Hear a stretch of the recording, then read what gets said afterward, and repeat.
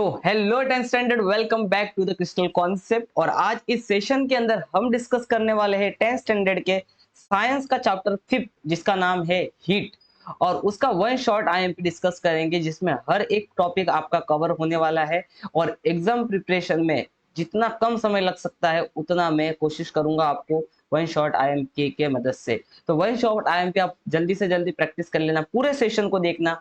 आप देखोगे कि बहुत सारे क्वेश्चंस वन शॉट आईएमपी से आपको मिल जाएंगे। तो let's begin with this session. I hope so आपको ये अच्छा लगने वाला है। और आपने लाइक का बटन तो अभी अभी पहले ही दबा दिया होगा। सारे दोस्तों के साथ जल्दी से जल्दी इस सेशन को शेयर कर लो। ओके, तो ये रहा अपना हीट और लेट्स बिगिन विथ हीट। तो देखो यहाँ पे हीट की अगर हम पेज नंबर 1 पे बात करेंगे तो पेज नंबर 1 पे इतना कोई खास वाला आईएमपी यहाँ पे आपके लिए नहीं है, but still you should remember that कि भाई 0 डिग्री पे वाटर जो होता है दो स्टेट में एग्जिस्ट करता है मिक्सचर के फॉर्म में। एक मिनट, 0 डिग्री में वाटर दो स्टेट में एग्जिस्ट करता है मिक्सचर्स के फॉर्म में। मिक्सचर किसका होता है? मिक्सचर होता है सॉलिड मतलब आइस का और लिक्विड के फॉर्म में। तो दो स्टेट में वाटर एग्जिस्ट करता है 0 डिग्री के ऊपर, ठीक है। और 100 डिग्री सेल्सियस के ऊपर 100 डिग्री सेल्सियस तक वाटर एग्जिस्ट करता है दो स्टेट में। एक होता है उसका लिक्विड स्टेट और एक होता है उसका वेपर स्टेट। तो इतना आपको ध्यान रखना है इस पेज में, इससे ज्यादा कुछ नहीं है। ओके, आगे हम बात करेंगे जो बहुत ज्यादा इंपॉर्टेंट होने वाला है। क्या आता है ना, कभी कभी क्वेश्चंस पे मैक्सिमम डायग्राम बेस्ड क्वेश्चन आते हैं। तो आपको एक ग्राफ दिया होगा टेम्परेचर वर्सेस टाइम का, और इस ग्राफ के अलग अलग पॉइंट को आपको एक्सप्लेन करना। जैसे कि सबसे पहला पॉइंट है ए से लेके बी तक का। अगर आप ए से लेके बी तक के पॉइंट को अच्छे से ऑब्जर्व करोगे तो ए से लेके बी तक कोई भी टेम्परेचर यहाँ पे नहीं बढ़ रहा है। यहाँ पे टेम्परेचर ए से लेके बी तक टेम्परेचर कितना है? 0 डिग्री सेल्सियस। इस टेम्परेचर के दौरान जो वाटर है वो दो स्टेट में एग्जिस्ट करता है। एक होता है सॉलिड स्टेट और एक होता है लिक्विड स्टेट। सॉलिड मतलब आइस और लिक्विड मतलब वाटर। बात समझ में आया? दो स्टेट के अंदर वाटर यहाँ पे एग्जिस्ट करता है 0 डिग्री सेल्सियस पे। तो आप लिख सकते हो from A to B water exist in ice plus water liquid state. और यहाँ पे टेम्परेचर कितना रहेगा? 0 डिग्री सेल्सियस टेम्परेचर कॉन्स्टेंट रहेगा फ्रॉम ए टू बी। अगर हम बात करेंगे यहाँ पे A to B to C की, मतलब ये ग्रीन वाला जो पार्ट आपको दिख रहा है बी टू सी में, तो यहाँ पे वाटर सिर्फ लिक्विड स्टेट में एग्जिस्ट करता है। और यहाँ पे क्या हो रहा है? टेम्परेचर वाटर का चेंज हो रहा है। और कहाँ से कहाँ जा रहा है? 0 डिग्री से लेके 100 डिग्री तक वो टेम्परेचर क्या हो रहा है? बढ़ते जा रहा है, ठीक है। तो ये सिंपल है। फिर हम बात करते हैं सी से डी के अंदर। तो वाटर दो स्टेट में एग्जिस्ट करता है, बॉइलिंग वाटर और वेपर स्टेट में। और ये यहाँ पे टेम्परेचर वापस से हो जाता है कांस्टेंट, और ये टेम्परेचर रहता है 100 डिग्री सेल्सियस। ना बढ़ता है ना घटता है, 100 डिग्री सेल्सियस होता है। जब तक पूरा का पूरा water boiling water vapour state में कन्वर्ट ना हो जाता है तब तक वाटर का टेम्परेचर 100 डिग्री सेल्सियस रहता है। तो इस तरीके से एक डायग्राम पूछा जाएगा और उसके ऊपर क्वेश्चंस पूछे जा सकते हैं। Explain temperature versus time graph करके आपको पूछा जा सकता है, इसको पूरा एक्सप्लेन करके आपको दिखाना है। फिर हम बात करेंगे कि what is the specific latent heat of fusion. क्या होता है specific latent heat of fusion? देखो, फ्यूजन का मतलब होता है मेल्ट करना, किसी चीज को मेल्टिंग करना। मेल्टिंग क्या होता है? देखो, मेल्ट करने के लिए किसी भी चीज को हमें क्या देना पड़ता है? हीट देना। अगर आपको किसी चीज को, किसी ऑब्जेक्ट को क्या करना है? मेल्ट करना है, तो आपको नीचे से क्या देना पड़ेगा? आपको उसको हीट देना पड़ेगा। और हीट देने के बाद वो धीरे धीरे क्या करने लगेगा? पिघलने लगेगा। बात समझ में आया? तो यहाँ पे क्या लिखा हुआ है? अमाउंट ऑफ, अमाउंट मतलब कितना, amount of heat energy absorb. तो यहाँ पे इस ऑब्जेक्ट ने क्या किया? हीट एनर्जी एब्जॉर्ब किया। Amount of heat energy absorb at constant temperature. ध्यान रखना, जब भी कोई भी ऑब्जेक्ट अपना फेज, अपना स्टेट बदलता है, मतलब क्या? सॉलिड से लिक्विड में कन्वर्ट होता है या लिक्विड में गैस में कन्वर्ट होता है, तो उस दौरान उसका टेम्परेचर कांस्टेंट रहता है। तो amount of heat absorb at constant temperature by unit mass of solid to the liquid. किसका टेम्परेचर हम बदल रहे हैं? 1 ग्राम सब्सटेंस का, 1 किलोग्राम सब्सटेंस का यूनिट मास की हम यहाँ पे बात कर रहे हैं। तो कितना हीट लगेगा 1 ग्राम सब्सटेंस को उसके सॉलिड स्टेट से उसके लिक्विड स्टेट में कन्वर्ट करने के लिए? उसी हीट को हम बोलते हैं specific latent heat of fusion. तो ये डेफिनेशन यहाँ पे पूछी जा सकती है, ठीक है। ये आपको ध्यान रखना है। आगे हम बात करेंगे specific latent heat of vaporization. Vaporization, vaporization मतलब लिक्विड से गैस में। तो amount of heat energy absorb at constant temperature by the unit mass of liquid. Unit mass मतलब 1 ग्राम लिक्विड कितना हीट एब्सॉर्ब करेगा कि वो किस में बदल जाए, गैस में बदल जाए, वो किस में बदल जाए, गैस में बदल जाए। इसी को बोलते हैं specific latent heat of vaporisation. तो यहाँ पे आपको specific latent heat of fusion और specific latent heat of vaporisation पूछ के दे रखी है, वहां से आपको अंदाजा मिल सकता है कितना क्या होता है। जैसा कि यहाँ पे वाटर के लिए अगर आप समझे होंगे, तो 1 kg वाटर को, 1 kg वेट वाटर को मेल्ट करने के लिए आपको 333 किलो जूल एनर्जी की जरूरत पड़ेगी। आपको 333 किलो जूल एनर्जी सप्लाई करनी पड़ेगी वाटर को, कि वो वाटर आपका किस में कन्वर्ट हो जाए, आइस से लिक्विड में कन्वर्ट हो। ठीक है, ये ध्यान रखना आपको।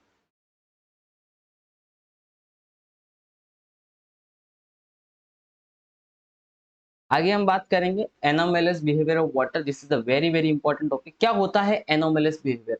पानी का थोड़ा सा अनोखापन जो दूसरे लिक्विड नहीं दिखाते, सिर्फ वाटर शो करता है।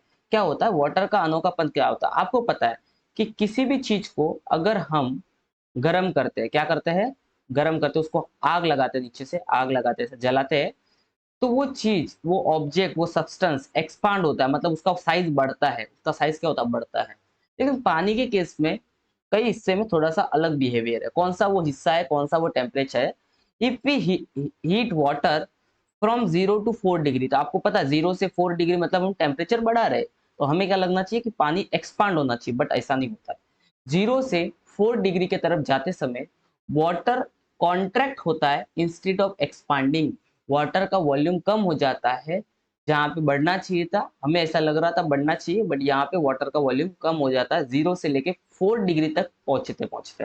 Eight 4 degree Celsius volume is minimum. ध्यान रखना ये बात, 4 डिग्री सेल्सियस पे वाटर का सबसे कम मिनिमम वॉल्यूम होता है ड्यू टू द कॉन्ट्रेक्शन। और 0 से 4 डिग्री वाटर का वॉल्यूम क्या हो रहा है, कम होते जा रहा है।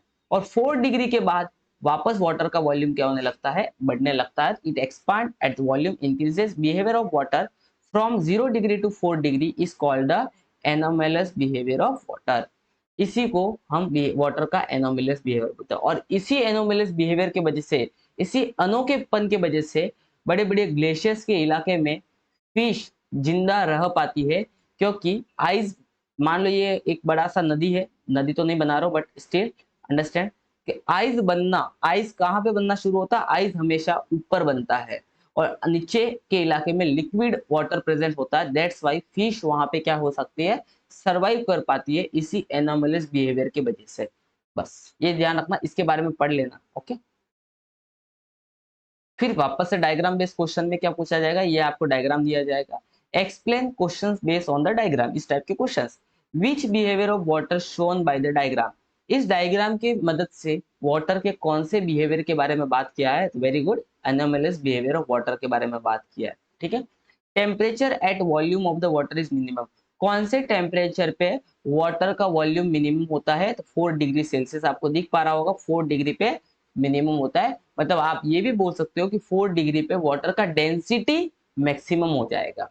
समझ में आया आपको? ठीक है, फिर वाटर के एनामेलिस बिहेवियर को समझाने के लिए हमें यहाँ पे एक एपरेटस का इस्तेमाल किया हुआ है इस सेशन के अंदर, और उसका नाम है होप्स एपरेटस। ये होप्स एपरेटस आपको वाटर के एनामेलिस बिहेवियर को समझाने में बहुत ज्यादा मदद करता है। तो इस होप एपरेटस के बारे में आप पढ़ना मत भूलना। ये डायग्राम है उसका, और ये बहुत इंपॉर्टेंट डायग्राम है, जिससे हमें ये समझ में आता है कि आइस हमेशा सतह पे बनती है सबसे पहले, और अंदर लिक्विड स्टेट ही रहता है। और वो क्यों रहता है, आप इसको पढ़ोगे तो आपको समझ में आ जाएगा होप एपरेटस। तो होप एपरेटस भी एक इंपॉर्टेंट डायग्राम है, इंपॉर्टेंट क्वेश्चन बन सकता है, ध्यान रखना।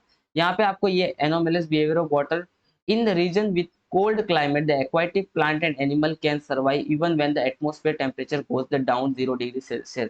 ऐसा लिखा गया है कि कोल्ड क्लाइमेट जहाँ पे होता है, टेम्परेचर 0 डिग्री के नीचे जाने के बाद भी एक्वाटिक लाइफ वहां पे जीवित रहती है। एक्वाटिक एनिमल वहां पे जिंदा रहते हैं। कैसा रहते हैं, तो ऊपर बन जाती है आइस की लेयर, तो हमें लगता है कि अंदर भी पूरा बर्फ होगा, बट अंदर बर्फ नहीं होता, अंदर पानी ही रहता है। यही तो प्रॉपर्टी है वाटर के एनामोलस बिहेवियर वाली। ठीक है, तो ध्यान रखना। इस पे क्वेश्चन है तो अपना आंसर इस पे देख लेना। फिर क्वेश्चन होता है व्हाट इज ह्यूमिडिटी। तो moistures in the atmosphere is called humidity. Atmosphere में नॉर्मली एयर होता है, बराबर कि नहीं सर? इस तरीके से क्या होता है, बहुत हवा में एयर बना रहा हो, दिख रहा है। और इसी एयर के बीच में क्या आ जाता है, इसी एयर के बीच में थोड़े बहुत वाटर के ड्रॉप्स आ जाते हैं, थोड़े बहुत क्या आ जाते हैं, वाटर के ऐसे ड्रॉप्स आ जाते हैं। और ये ड्रॉप्स हमारे इस एयर को क्या बना देती है, इस एयर को बना देती है ह्यूमिड। क्या बना देती है, ह्यूमिड, जिसमें हमें थोड़ा सा चिपचिपा सापन लगता है मुंह पे, ठीक है ना। तो moisture in the atmosphere is called humid. Okay, अब देखो एक और बात ध्यान रखना, मान लो कि जैसे मैंने बोला कि ये एयर है हमारे पास, ये एयर के मॉलिक्यूल्स है, और इस एयर के मॉलिक्यूल्स का मान लो टेम्परेचर है 30 डिग्री सेल्सियस। तो हर टेम्परेचर पे, हर एक टेम्परेचर के, मान लो एयर का टेम्परेचर 30 डिग्री सेल्सियस है, तो अकॉर्डिंग टू टेम्परेचर एयर का वाटर होल्ड करने का कैपेसिटी फिक्स होता है। मतलब मान लो थोड़ा जस्ट इमेजिन, मान लो कि यहाँ पे दे भी रखा है आपको कि वाटर 40 डिग्री सेल्सियस पे 49 ग्राम 49 ग्राम वाटर होल्ड कर पाता है। मान लो कि कोई एयर का टेम्परेचर 40 डिग्री सेल्सियस है, तो वो अपने अंदर 49 ग्राम क्या कर पाएगा, वाटर को होल्ड कर पाएगा। इससे ज्यादा वाटर को होल्ड नहीं कर पाएगा। इसी को बोलते हैं हम लोग सेचुरेटेड लेवल। मतलब एयर की जितनी मैक्सिमम कैपेसिटी थी वाटर होल्ड करने की, उस टेम्परेचर पे ध्यान रखना, उस टेम्परेचर पे उसने कर दिया। अब इससे ज्यादा वाटर होल्ड नहीं कर पाएगा। इससे ज्यादा अगर वाटर जाएगा उसके अंदर, पानी उसके अंदर जाएगा, तो वो वाटर वापस से किसमें कन्वर्ट हो जाएगा, ड्रॉप में कन्वर्ट होकर नीचे गिर जाएगा, लिक्विड बन के नीचे क्या हो जाएगा, गिर जाएगा वेपर से। सपोज, तो हमें क्या समझा, सेचुरेटेड लेवल का मतलब क्या होता है कि maximum capacity of water vapours that can be hold by the air at the particular temperature. ध्यान रखना, पर टेम्परेचर बहुत इंपॉर्टेंट है। तो suppose unsaturated air, unsaturated air मतलब ऐसी हवा जिसमें पानी की मात्रा अब तक उसकी मैक्सिमम लिमिट तक नहीं पहुंची है, मतलब अब तक वो पानी होल्ड कर पा रहा है, that is unsaturated level. Certain temperature is taken, its temperature is decreases, और आपने उसका टेम्परेचर क्या कर दिया, टेम्परेचर डिक्रीज कर दिया। मतलब एयर का टेम्परेचर 40 डिग्री से आपने 30 डिग्री लेके आ गया, तो 30 डिग्री लाने के वजह से उसकी वाटर होल्ड करने की कैपेसिटी कम हो गई। Temperature is reaches at the air become the unsaturated. तो अभी क्या हुआ कि 40 डिग्री पे अनसेचुरेटेड था, बट 30 डिग्री पे आते आते वो सेचुरेटेड हो गया, कि वाटर होल्ड करने की कैपेसिटी कम हो गई। तो अब उसके अंदर उतना वाटर पहले से प्रेजेंट है जो उसके मैक्सिमम लेवल तक पहुंच चुका है। अब क्या होगा, सैचुरेटेड लेवल तक पहुंच गया है, तो वहां पे वाटर क्या होगा, नीचे गिरने लगेगा, और उसी को हम बोलेंगे ड्यू पॉइंट्स टेम्परेचर। क्या बोलेंगे, ड्यू पॉइंट्स टेम्परेचर।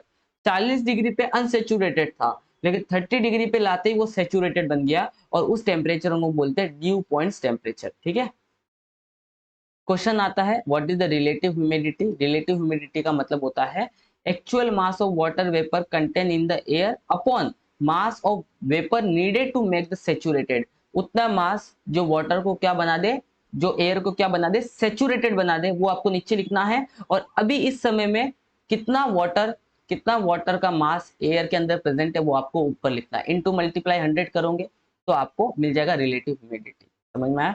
ये रिलेटिव ह्यूमिडिटी बहुत इंपॉर्टेंट टर्म है, इसको ध्यान रखना। इस रिलेटिव ह्यूमिडिटी से हम पता कर पाते हैं कि वाटर सेचुरेटेड है या वाटर सेचुरेटेड ना है, वो पता कर पाएंगे आप।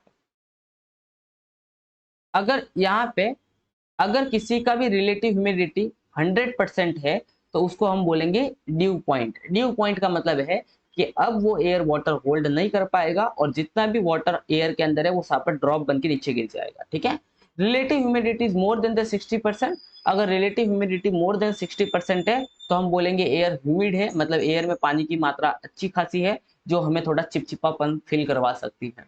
If relative humidity is less than the 60%, we feel the dry. हमें कैसा लगेगा, सूखा सूखा हवा लगेगा, जिसमें एयर के मॉलिक्यूल्स नॉर्मल रहेंगे, एयर हमें थोड़ा सा कूल लगेगा वहां पे। ठीक है, तो ड्राई एयर लगेगी, जो हमारे फेस के ऊपर चिपचिपासापन क्रिएट नहीं करेगी। आपने देखा होगा जहाँ पे ह्यूमिडिटी ज्यादा होती है वहां पे थोड़ा पसीना ज्यादा लगता है, चिपचिपा सा ज्यादा लगता है।